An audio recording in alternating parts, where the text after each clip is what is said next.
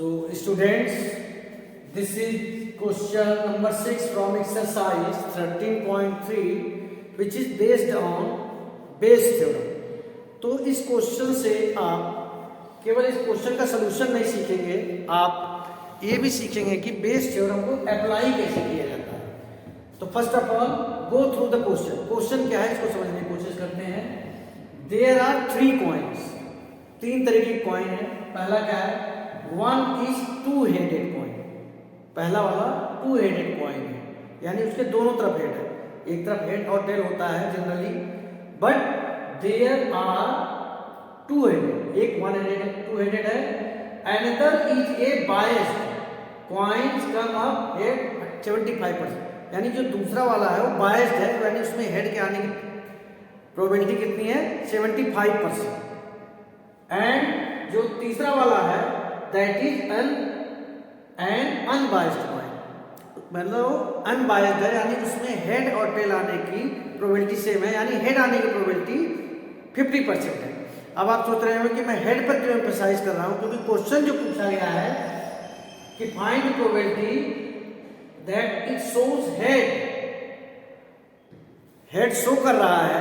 अगर head show कर रहा है तो क्या प्रोबेबिलिटी है कि ये टू हेडेड कॉइन से आया है। किससे आया है, टू हेडेड कॉइन से आया है। तो सबसे पहले यहां पर 3 कॉइन है, तो फर्स्ट कॉइन, सेकेंड कॉइन या थर्ड कॉइन को सेलेक्ट करने की प्रोबेबिलिटी 1/3। कॉइन अगर यहां पर 2 होते तो 1/2 1/2 हो जाता। There are 3 coins, you have to select one coin, so what will be probability of the selection of any particular coin, 1/3। 3 में से एक सेलेक्ट कर रहे हैं तो 1/3 ही आएगा। अब सवाल ये आ रहा है कि टू हेडेड, ये जो लिखा जाता है इसका मतलब क्या है कि आपने टू हेडेड कॉइन को सेलेक्ट कर लिया है, हेड आने की प्रोबेबिलिटी क्या होगी, टू हेडेड को आपने सेलेक्ट कर लिया है, हेड आने की प्रोबेबिलिटी होगी 1, क्योंकि वो टू हेडेड है। इसका मतलब क्या होता है, कंडीशनल प्रोबेबिलिटी में आपको क्या सिखाया गया था कि ये चीज हो चुकी है, इसके आने की प्रोबेबिलिटी क्या होगी। तो E1 शो करता है, E1 E2 E3 शो करता है, first coin, second coin, third coin, और ए शो करता है हेड को। अब PA/E2 जो लिखा है वो ये है कि भाई आपका दूसरा कॉइन सिलेक्ट हो चुका है, तो दूसरा कॉइन सिलेक्ट हो चुका है तो हेड आने की प्रोबेबिलिटी क्या होगी। तो दूसरा कॉइन जो है, फर्स्ट में टू हेडेड था, इसमें 75% है, तो हेड आने की प्रोबेबिलिटी होगी 75%, यानी 75/100, दैट इज इक्वल टू 3/4। और सबसे लास्ट में आता है आपका अनबायस्ड कॉइन, यानी तीसरा कॉइन आप सेलेक्ट कर चुके हैं और उसमें तीसरे कॉइन को सेलेक्ट करने के बाद हेड आने की क्या प्रोबेबिलिटी होगी, तो उसमें होगी 50%, यानी कि 1/2। देखिए इनके मायने क्या होते हैं ये समझना है। PE1 PE2 PE3 का मतलब होता है किसी पर्टिकुलर कॉइन के सेलेक्ट होने की प्रोबेबिलिटी, दैट इज 1/3 1/3 1/3। अब आपका पहला कॉइन सिलेक्ट हो चुका है, हेड आने की प्रोबेबिलिटी, दूसरा कॉइन सिलेक्ट हो चुका है, हेड आने की प्रोबेबिलिटी, और तीसरा कॉइन हो गया तो हेड आने की। अगर यहीं पर टेल का होता तो टेल के लिए यहाँ इसका 0 आता, इसका 25% आता और इसका 1/2 ही होता। अब आपको निकालना क्या है कि हेड शो कर रहा है, हेड शो कर रहा है, आपको निकालना क्या है कि ये टू हेडेड कॉइन से आया है, यानी कि E1 से, यानी अब आपको हेड तो शो कर रहा है। अब देखिए इसका उल्टा हो गया, हेड शो कर रहा है लेकिन ये हेड किसकी वजह से है, टू हेडेड, यानी पहले वाले कॉइन से। तो जो बेस थ्योरम होती है उसमें आपको फार्मूला लिखना होता है जिसके बारे में पूछा जाए, जैसे टू हेडेड के बारे में पूछा गया, जिसको मैंने E1 दिया है, E2 है, E3 है, PA/E1,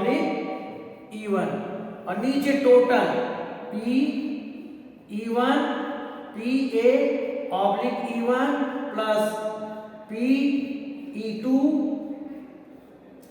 PA/E2 plus PE3 P A oblique E3। आपको इसका पी ए ऑब्लिक E1 यानी फर्स्ट पॉइंट सेलेक्ट किया गया, हेड आने की प्रोबेबिलिटी, यहाँ पर हेड आ चुका है, वो फर्स्ट पॉइंट से आया यानी 2 हेडेड से आया, इनमें फर्क समझना चाहिए। तो PE1 आपका क्या है, PE1 1/3 और ये है 1/3 into 1 प्लस PE2 ये भी 1/3 है, A oblique E2 3/4, okay. PE3 ये भी 1/3 है, PA ऑब्लिक E3 1/2, ऊपर आ गया आपका 1/3, नीचे 1/3 प्लस 3/12 प्लस 1/6। आप एलसीएम ले सकते हैं 1/3 का, यहाँ पर 1/3 रहने दीजिए, नीचे जब एलसीएम लोगे आप तो 12 आ गया आपका 3 4 जा प्लस 4 प्लस 3 प्लस 2, 1/3 9/12, 1/3 into 12/9। ये कैलकुलेशन है आपकी सारी, और लास्ट में आपका आंसर 4/9 आएगा। तो most important part of this question is this one. अगर आपने ये सही लिख लिया, ये पोर्शन अगर आपने सही लिख लिया तो उसके बाद ये फार्मूला लिखना कोई बड़ी बात नहीं है, और इसकी वैल्यू रखकर कैलकुलेशन रखना कोई बड़ी बात नहीं है, आप बड़े इजीली इसको सॉल्व कर सकते हैं। आई होप आपको क्वेश्चन समझ में आया होगा, और बाकी क्वेश्चन जो भी हैं आपके बेस थ्योरम के ऊपर बेस्ड हैं, उसमें आप PE1 PE2 PE3 और इस तरह से करने की कोशिश करेंगे, लेकिन एक क्वेश्चन को अच्छी तरह समझ के करेंगे, आपको क्वेश्चन 101% समझ में आएगा। और बेस थ्योरम समझना बहुत ईजी है। Thank you.